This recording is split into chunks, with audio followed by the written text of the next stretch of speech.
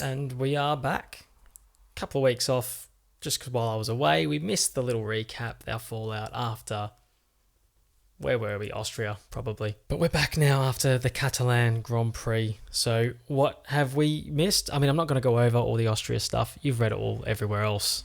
I'm not going to recap that for you now. What we are going to go through is a very fun and eventful weekend in Catalonia. Let's start with Moto3. I mean, not a heap to talk about here. It just was a good race, very entertaining, huge lead group all the way to the very end of the race, where we had late last corner and last lap drama. Going into like the final sector of the race, we lost championship leader Daniel Gardo to a crash. And then on the last corner, we had a bit of like elbows out on I think it was David Munoz at the end there, seeing him get taken out of the race, which Dennis Onchu was punished for. Bit of a coming together, but I guess could have been avoided by Onchu, and that's where the punishment comes from. Whether you think he left his line or not, he didn't.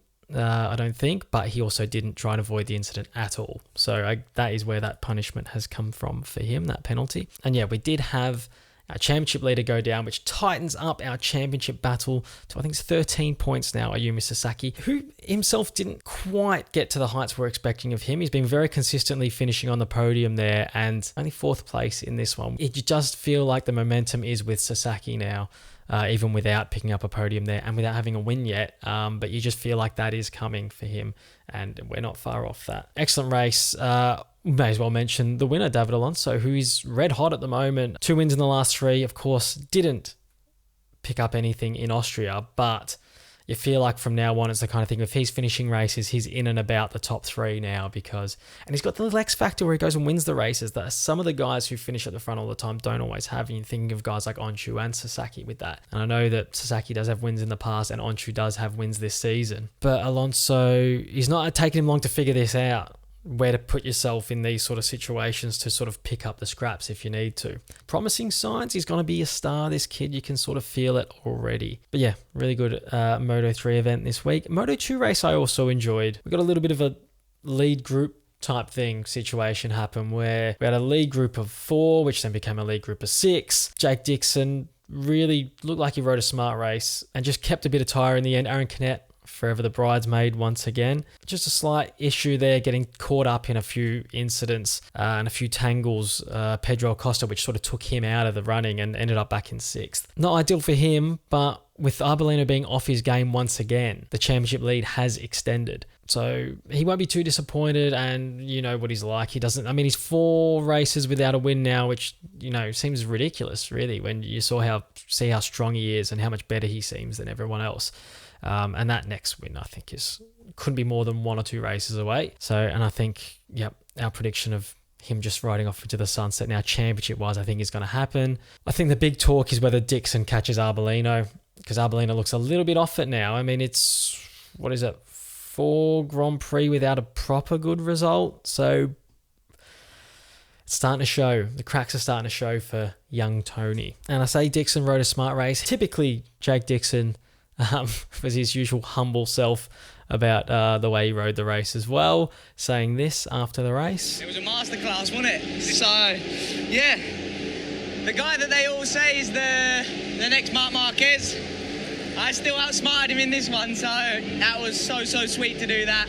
Oh, Jake, why are you the way that you are? And as we crack on now to the big boys, Aleix pulling off a wonderfully ridden double win over the weekend, sprint and Grand Prix victory for him, which was nice to see. The redemption arc of Aleix in Catalonia is now complete after his dramatic end to the Grand Prix last season. Now, Saturday, sprint race was fine. It was a bit of a nice little battle there for a while with Hecko and Aleix, but Aleix, it probably looks very good, and we'll talk about that in a second. But if we talk about Sunday, this is where all the drama happened, okay? So we had big crash first corner. Bastianini really does get it wrong here. And his season, real failure to launch. I thought we'd be seeing more from him by now, and now we won't see him again until, I think they're saying after Motegi now, before we see him probably, if he's even back for after that. Successful surgery completed on him yesterday at the time of recording. He's going to be out for a bit. The bigger incident somehow was the one rider crash,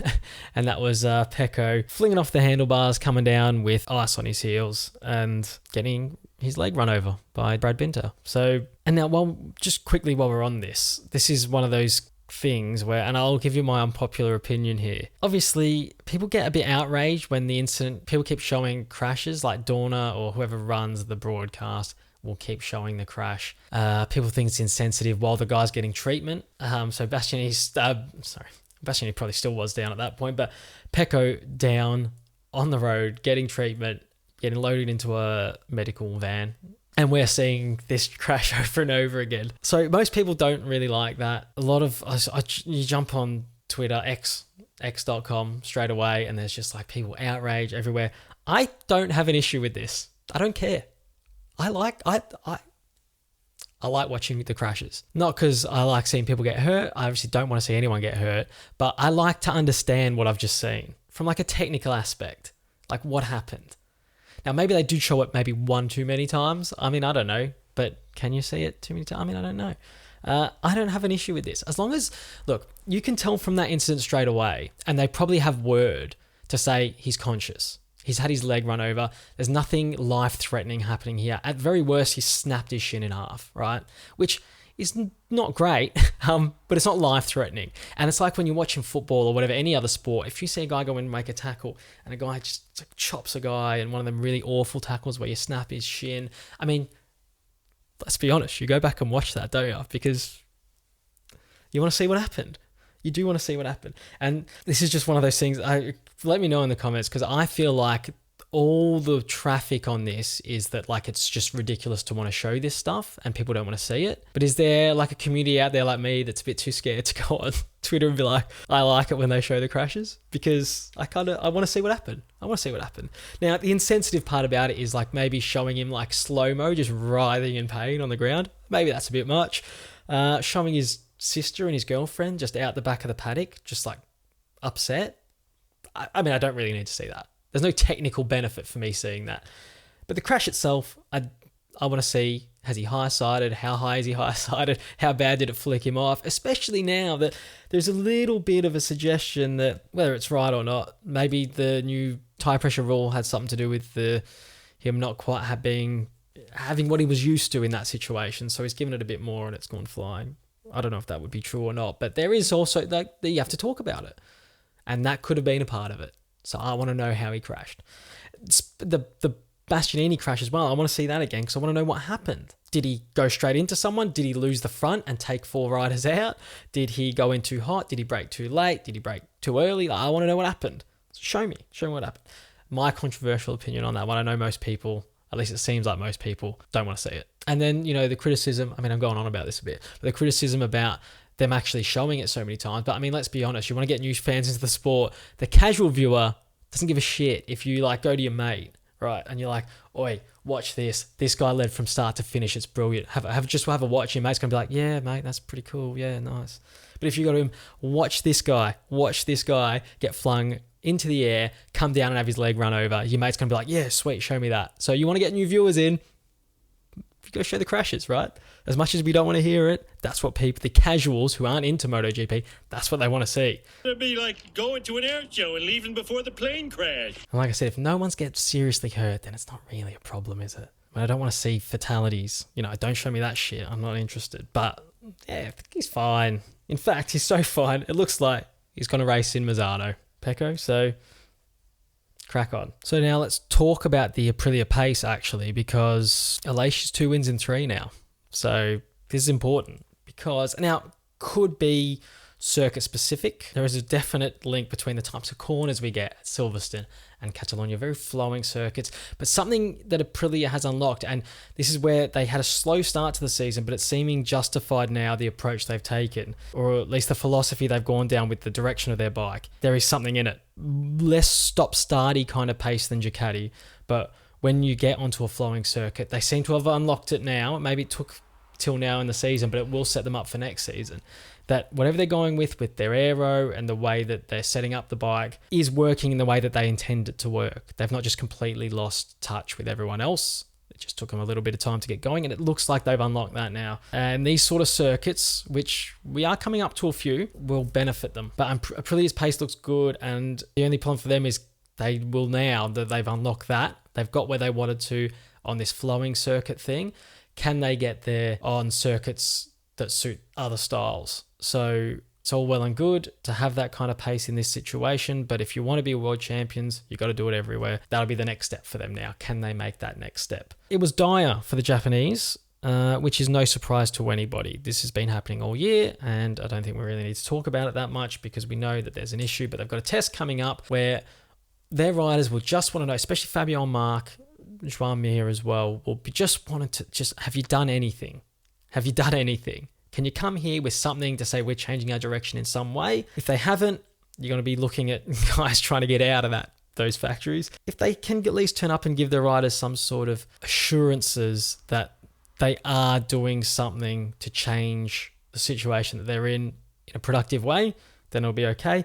Now, Mark had a decent sprint race on Saturday. I think he got up to about 11th or something. Fabio had a very good, I thought, Sunday. Rode up to 7th, looked strong enough. I mean, you can't do more than that. I think it was excellent on Sunday. Now, on to KTM, the last manufacturer for us to talk about. Not much to say. I mean, Jack's in a weird situation. All of a sudden, a little downturn in form, and people are talking about this, him being moved aside for Pedro thing, which we're going to talk about in a sec. But first, we're going to talk about, he seems to have hit a point the last few races where earlier in the season, he did have this issue, but it wasn't this extreme. Very quick over a lap, quick early in races, but would drop off.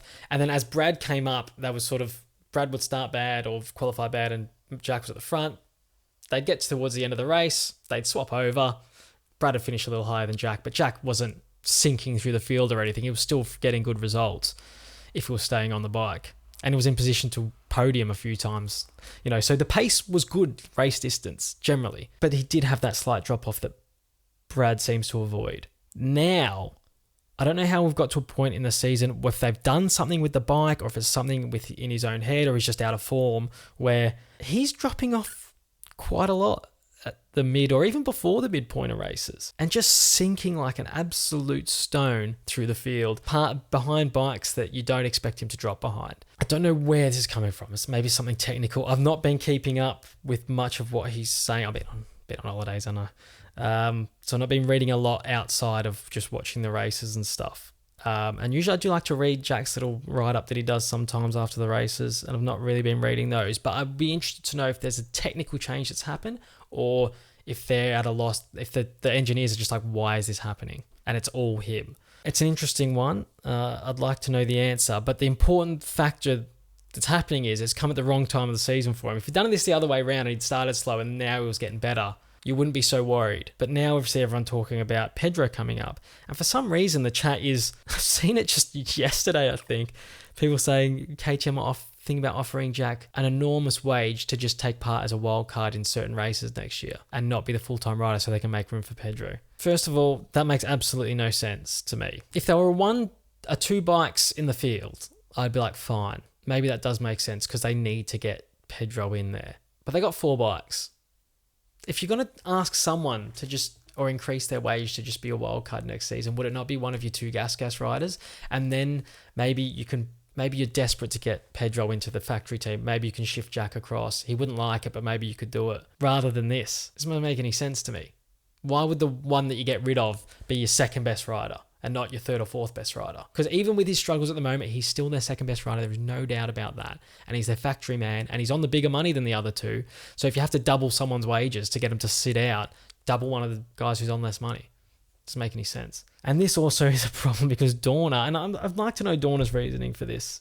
They're refusing KTM to run a 5th bike next season. Why? I don't know. They're obsessed with this idea that they don't want factories to start getting like Ducati again when you got 8 bikes because they just let them have so many bikes. And so they're refusing KTM to do it. But at this point, you're in a bit of a mess where you've lost not just a team, but a manufacturer in Suzuki. So you're 2 bikes down as it is, and you're a manufacturer down. Maybe just let them have one more. I mean, we've seen Repsol run 3 bikes in the past for a full season. So why this is a thing?